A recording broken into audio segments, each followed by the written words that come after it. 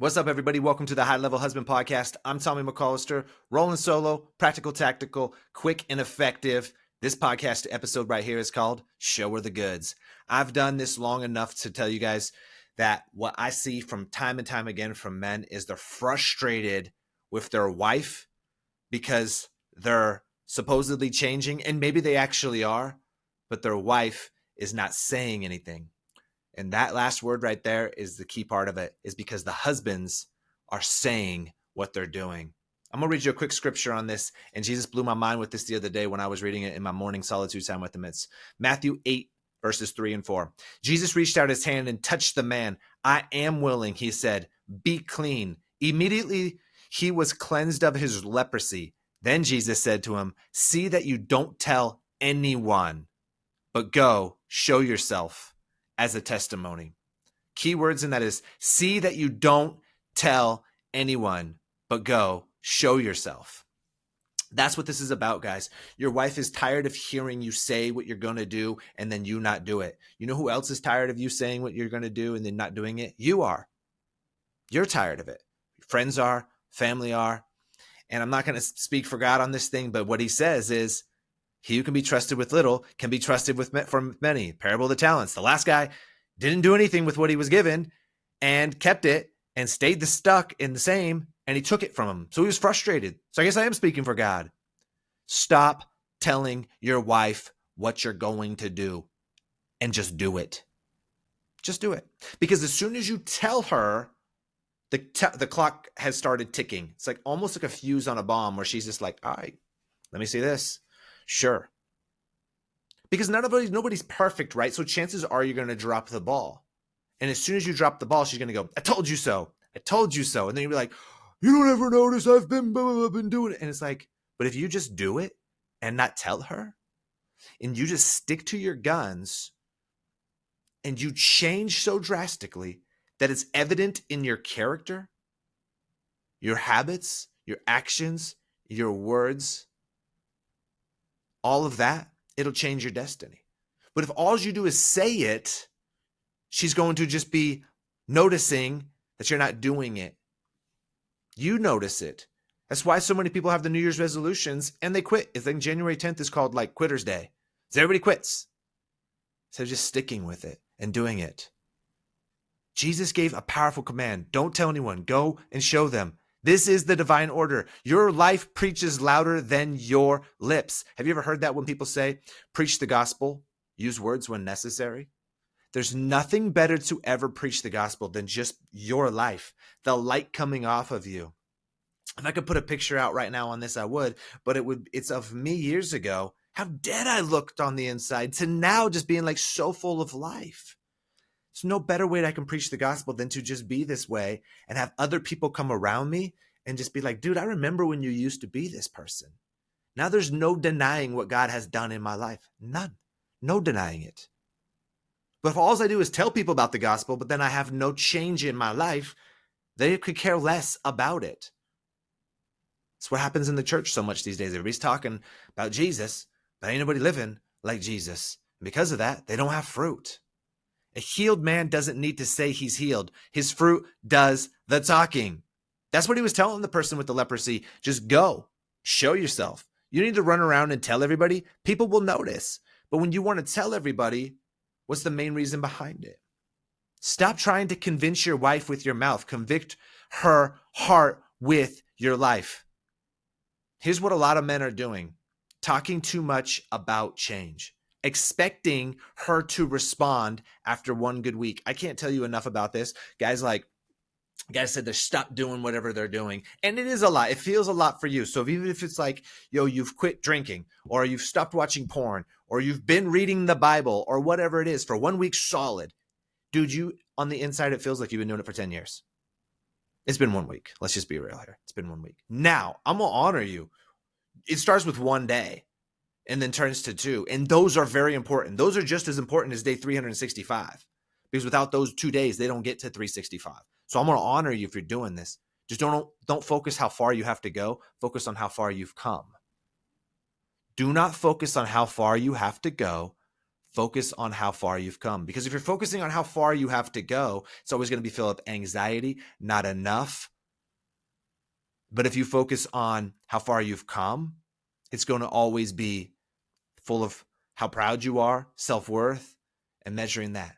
Now, don't just measure how far you've come and stop. You got to have how far you got to go as well. But that's just more of an awesome goal that you have, but not like, well, I'll be good or I'll be happy when this happens. How many times have you ever heard it's like, I'll be happy when my wife sleeps with me, or I'll be happy when I have $1 million, or I'll be happy when this happens. No, I promise you, you'll get that.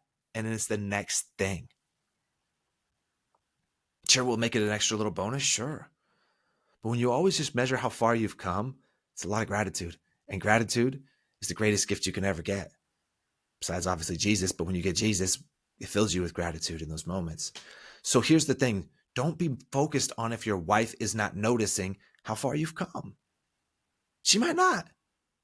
She's seeing it in her heart, but she's so defensive. She's so making assumptions, and she's been so hurt because you probably have years of why you're where you're at. And when you have years of why you're where you're at, she's not going to just be like 1 week changes that. It's like having, I don't know, what's those pendulum scale or whatever it is. It's like on here you have 8,000 pounds and you drop 5 pounds over here on the other side. It's not going to switch it. You have to put more and more weight on the other side, and eventually it'll switch. And that takes time. It takes time. Guys, this might be years. But don't think because it's going to be years that those 2 years are not wasted. Let's say it's 2 years. Because in that 2 years, you are becoming enough in yourself and God's setting you up for the best thing ever. Yes, it's going to be hard. It's going to be frustrating at times. Your sanctification process is going. But what happens is in that moment, you also, if you don't do that 2 years, if that's what it is, it's only going to get worse or you stay the same. And eventually, you're going to have to start the clock. Might as well start it right now. I'm telling you, start it right now. Start that clock right now. We just got done with a marriage event this last weekend in Las Vegas where these events as of right now are private. They're only for men who are in our program, and we open them up to that. And we saw God move in ways that like I can't even explain. I cannot explain how powerful these 2.5 days are. They're so insane. But I always bring in other coaches to help me lead them and things like that. But so one of the guys I bring in, him and his wife are on fire. She's actually going to come on the podcast here in the next couple of weeks.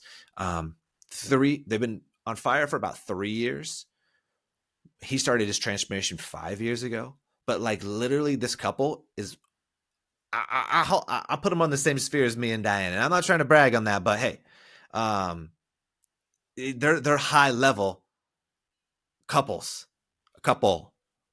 And she said for the first 2 years of him changing, he took her off the pedestal, put God on the pedestal, and just focused on him in the Word, leading Bible studies, volunteering at sex trafficking places, just doing his whole life for God at that spot. Was he perfect during that time? No. But the whole time she was dogging him. Oh, yeah, you're doing this all for show. Sure, you're holier than now. Yeah, you're really going to make this happen. Oh, yeah, we'll see how long this lasts. It was that for 2 years. But because he had taken her off the pedestal, he was only focused on God. He wasn't focused on his wife. Sure, he was loving her, still supporting her, still doing those things, but he wasn't needing the validation. And she said after 2 years, her scales were removed from her eyes, and God convicted her. God convicted her. Because here's how this works, guys, and I'm going to touch on that. Conviction goes like this. If God convicts your wife just as much as he convicts you, that's going to set the order up wrong. Or maybe he convicts her more. That will set the order up wrong, because what if she goes first? What's going to happen? Now she's the one becoming the spiritual leader. She's the one doing all of those things, going ahead of you. And then good luck trying to get that back.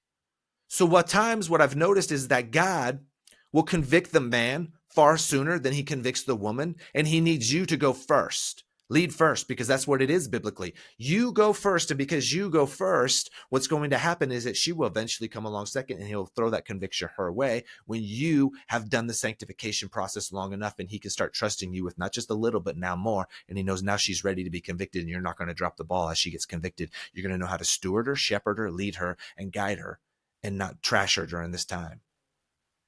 That's what happened in them. But it was 2 years, guys. Are you willing? Did you not hear how I started this whole thing? Expecting her to respond after one good week. I promise you she's noticing it. She just isn't saying it. You're getting frustrated that she doesn't trust you yet after a week or 2 or 3 or a month. Why would she trust you after all that? Let's just say you have a friend in your life, right? Let's say this friend was a terrible friend. He was a good friend for a while, but then did something bad, got in some trouble. Let's say he became a drug addict, and then he cheated on his wife, and then he stole something from you. Dude, he comes back in your life and says, I'm clean and sober now. Are you going to dude, just come sleep in my house. Here's the keys to my car. Are you going to do that? Because you're wanting the keys to your wife's underwear and taking them off. You're wanting the keys to her heart, and you've broken her heart. You've maybe not been a drug addict, but your chances are you've been a porn addict. You probably have an anger issue or a defensive issue. That's on you. All the things that you've been doing, you've been overworking, you've been doing all the things, the classic things that men don't do. And now you've just dropped the ball for so long, you want the keys right out the gate. It's going to take time. It's going to take you time to be able to get into that position with her. She will trust you, I promise you. If you haven't heard me talk about it, there's 4 stages of growth in marriage. Number first stage is, where has this been the last 18 years? Yeah, sure, you're really going to do this. The next stage, that's stage 1. And stage 2 is this. Now she sees you doing the work. She might have even said that you've seen you doing the work. But her response is this: waiting for the shoe to drop. We'll see how long this lasts. Third is, she's starting to trust you, but she's scared. So there's going to be this little swing of the swing set. Sometimes she's near you and good, and sometimes she's away, but there's a swing of emotions. And last one is full submission. That's a process to get there. It's the same thing in our sanctification with God. He's not going to just give you all of these things you're praying for right now unless you're ready for them. It's the same thing in your career. You don't all of a sudden just get to be the CEO of a Fortune 500 company when you're 19 years old, right? You have to work your way up the ladder, and it's the same thing with your wife. Are you managing her emotions instead of managing your disciplines? See, this is how you build trust is by being disciplined, 100% disciplined, non-negotiable in everything that you're doing and who you're becoming. But how you do that is this. At first, it will seem like sacrifice. Sacrifice will lead to full surrender. Sacrifice leads to mercy. See, Jesus says, I do not want your sacrifice. I want your mercy, which means he wants your heart. But you don't just get to have the heart that's at that spot. You don't get to just have a heart that's like Christ on day one. No, it's a process, a sanctification process to get to become like him. He's having to remove you. He's having to prune you. He's having to discipline you. He's having to have all of these things happen in your life to get you to that spot, which is a lot of the process what we lead men to in our program. But you got to be disciplined across the board to get to that spot of it. So at first it will seem like sacrifice. Man, I'm just not a good reader. I'm going to be reading the Bible. Man, I hate tithing. Man, this is not fun having to serve my wife. She ain't doing nothing for me. At first it will feel like a sacrifice. But the longer you do that, it will slowly turn into surrender and mercy. It's like you're on one side, but as slowly as you do it more and more, it starts becoming, and your reflection of that turns more into surrender and mercy. Then it becomes easy. It's easy to serve my wife now. It's easy to do all of these discipline and habits now. It's easy to tithe. And I always use this as a tithing example because when I first started tithing, it was a sacrifice. I hated it. I would think, man, I could do something else with this money, or I just didn't have the money, but I would still tithe. And then it just stretched me way too thin. It was the worst day of the month. Now it's like my favorite day of the month. Today was actually tithing day, and I tithed. And I just let it fly. It's like my favorite day of the month, but now that's where I'm at with mercy and surrender. But on the other side was sacrifice. But because I just kept doing it over year after year after year and God kept pushing in on it, it eventually got to that spot. And it's going to be the same thing for you guys. For your wife to trust you, you just have to do things at first that won't be enjoyable. It's like the story I used about Diane when she first started going to the gym. She would cry while she was lifting dumbbells, but now she loves the gym. How? She had to just go through the sacrifice to get to the surrender and find the mercy, the joy, the heart behind it. You go through this walk and you'll get there. I promise you. Here's 4 bold truths to understand. If she hasn't seen change, she's right to be cautious. Number 2, real transformation doesn't need validation. It produces fruit. If you need validation from your wife, that shows why your marriage is where it's at. Somebody asked me the other day, they said, man, I'm just finding myself with so much frustration and resentment with my wife because of my physical needs are not being met. And I said, well, you just found your problem. Keyword need. You don't have no physical needs, bro. You have no physical needs. Your physical needs are air, food, and water. But even then, Jesus said, the food that I need is to do the work of my Father. That's what fills your cup. I promise you. This is what fills my cup, not having a pizza and some ice cream. You don't have physical needs. And if you think that sleeping with your wife is a need, you tripping. You tripping, homie. It's a blessing. It's the cherry on the cake. And when you get it, when it's not a need, I promise you, she's going to chase you down. She's going to be chasing you down. One of my coaches came out to this event. He had radical transformation through our program and still to this day getting radical transformation in his life. After this weekend, it's such an outpouring. He lives in Florida. He flew to Vegas. He flew the red eye home. He was exhausted. These weekends are such an outpouring. On top of it, we did a half marathon up a mountain. And he said he got home the next day and he was so exhausted and his marriage is in such a great spot. And his wife was like, yo, baby, coming after him. And this was never the case before until he went through the program and became this man who he's becoming now. And he was like, dude, like I was the last thing I was thinking of right now was sex. And he's like, dude, she's chasing me down. But it's not a need. If it's a need, it's an idol. Show me in the Bible where it says it's a need. It's something that's nice. Do not withhold sex from each other unless for a committed time that you mutually agree upon, right? Mutually agree upon. Well, if you can mutually agree upon something, how do you do that? You're in good communication with each other. Not that you just work all day and you come home and you say, blah, blah, blah, blah, blah, this is what it's going to be. No, you know each other so well that your communication is there. Let me ask you guys this. Are you such in communication with your wife that you have such great conversations about intimacy with her? Things you like, things you don't that you dislike, things that you maybe are interested in trying, that how much it meant to you, all these other things. Are you so connected that you have this? No, because most people don't talk about that type of stuff. Why? Because you're not vulnerable. Why? Because you're not actually two becoming one. Why? Because you're not connected. Why? Because you don't even have a deep relationship with God. Why? Because you don't even know yourself. So how are you going to tell it to your spouse? Because I'll be real with you. That's not just men. That's women.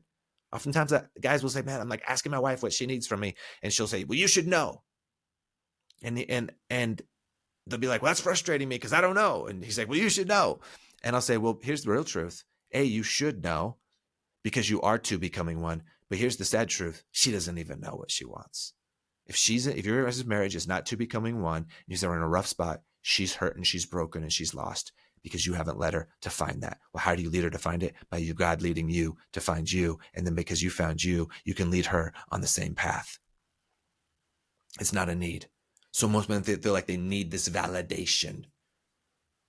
Go read Galatians. Are you seeking the approval of man or are you seeking the approval of God? I'm seeking the approval of God. But believe me, majority of my life, I sought the approval of man up until pretty recently as he was pruning it out of me. And I shared a story this weekend at the event with the guys about how I had to ask my mother-in-law something. And she was the one who challenges me the most in my life, probably. And I had to humble myself to ask her for something. That's God ringing out the seeking of approval of man. And all I'll do is a seeking of approval of God. The next thing, The need to be believed is still rooted in pride. If you need your wife to believe what you're saying and it's like frustrating you, that's your pride. And it's a need. Like, I don't need some dude on the internet who's telling me and my wife have a fake marriage. Who cares, bro? I know the truth. Do you know the truth that you are becoming this man? And if you know the truth, you're becoming this man, stand on God's promises where he says, for I know the plans that I have for you, plans to prosper you, not harm you, plans for a hope and a future. He stands on all these promises. Every single promise in the Bible is for you, for me, for Diane, for your wife, for your kids, for everybody, right? Who loves him. Who loves him. So if you know the truth, live it out. Live out the truth. You don't need your wife to validate it. But if you need your wife to validate, show it says you're not enough in God and that your wife is still on number one on the pedestal. But if you already know you're enough in God, God should be in the first position. It's what we teach in this program, is that your life is out of order. God, self, marriage, kids, business. And self isn't drinking beer with the boys and watching football. It's making sure that you're spiritually on point, physically on point, and mentally strong. So you bring a full cup to your marriage. You know your purpose in life and you're living it out. But with God, number one, you don't care less about those things at the lesson of getting validation, because you can lead your wife from a space of what God has done in your life and is telling you to do because you hear from him so much. You can lead your kids in a way of the Lord. As for me and my house, we serve the Lord. And the last one, you can lead your team that way, but you don't need money to prove your validation. You don't need your kids to not throw fits and these things like that. They just won't because of this man you are. And number three, you don't need your wife's validation because you are enough in yourself and enough in God. So you'll die from pride in those moments when you get that. So you don't care what she's thinking, but if you're like, is she noticing? Is she noticing? It shows you that it's on the forefront of your mind. Lastly, Jesus didn't say, go explain. He said, go display. Go display it. But don't display it to get her to notice it. Just let it be your authentic self. Me and Diane were talking about this yesterday. Somebody reached out and we were like, man, I don't get it, because this person's wife told him, basically, we can no longer talk unless there's somebody else in the room. And I was like, babe, I don't get it. Like, if you're just your authentic, real self who God created you to be and you're so close to God, like, no woman would ever say that. Only reason they would say that is if you're emotionally unstable, you're trying to get something out of them, you have resentment and unforgiveness, and so because of that, you're not your authentic self. So I just display who I am, and this is the best way to preach the gospel. If you don't like it, that's okay. Maybe I'm not for you, but I'm going to be myself. And I promise you, guys, I don't always talk bold like this. This is when the spirit gets moving. I'm joking. I'm laughing. I'm having fun. I'm enjoyable to be around. And so are you. Your qualities and talents and traits are different than mine, but you can still be enjoyable to be around because you are uniquely you. You got to be that person. But you'll never be that person if you have needs and need validation, need sex. You're trying to manage her emotions and can't even manage your own disciplines. You have to become this person. But how do you do that? Sacrifice. Will feel like a sacrifice to eventually get like surrender and mercy. You have to just be disciplined day in, day out to get it there. So here's some action steps, guys. Build an evidence trail. What in my life would prove I've changed if I wasn't allowed to speak? Is it the look in your eye? Is it your face having a smile? Is it by your actions and your habits? Because the only way you prove it is you just change what you're doing. And I was sharing this with somebody. I was in the group call that we were talking. They're like, man, they were asking about like their wife trusting when I was speaking on a similar topic. And I said, well, here's the thing. Let's say you cheated on your wife. Because you hang out with three friends. These three friends, you guys like to drink and watch football, and you guys go to the bar. And then the last time you were at the bar, you were dancing with a girl, and you got caught that you were dancing with a girl. Now you tell your wife that you're sorry. Against the words. You hear my words here? You told her you're sorry. And maybe your actions aren't even dancing with girls anymore. But yet you're still going to the bar and drinking with your three friends and watching football. Well, I don't see that's a big deal. I'm not dancing with them. You gotta have fun too. You gotta be able to drink and hang out with my friends. These are my long friends. No. You know how you prove that you're not that person? Not by not dancing with women anymore. 1, you don't go to the bar. 2, you don't hang out with those friends. And 3, you stop drinking. That's how you prove it. Most guys are just not going to go dance with a woman. At best, they're not going to go to the bar anymore, but they're going to hang out with those dudes and still get drunk and watch football. No, it's the clean slate. Peace out, homie. If you're a friend in your life allowed you to dance with somebody else, and they didn't come over and either punch you in your face, pull you to the side, go straight to your house and say, you're telling your wife right now, or I'm telling them, they're not a good friend. One, they're not a good friend because they're in a bar. Come on now. Don't be trying to come up here with no weak stuff. This is high level. Oh, we drink. It's not the big of a deal. It doesn't cause me to sin. Oh, yeah, sure. Let me know next time you drink if you any F-bombs come out of your mouth, if you're talking crap, if any your emotions are unstable. Let me know. If any doubt creeps in, let me know. That's how you prove the evidence trail. Radically change. Radically change. When God called me out of my wilderness period, he didn't say, hey, son, you're growing weed for a living. You just stop growing weed.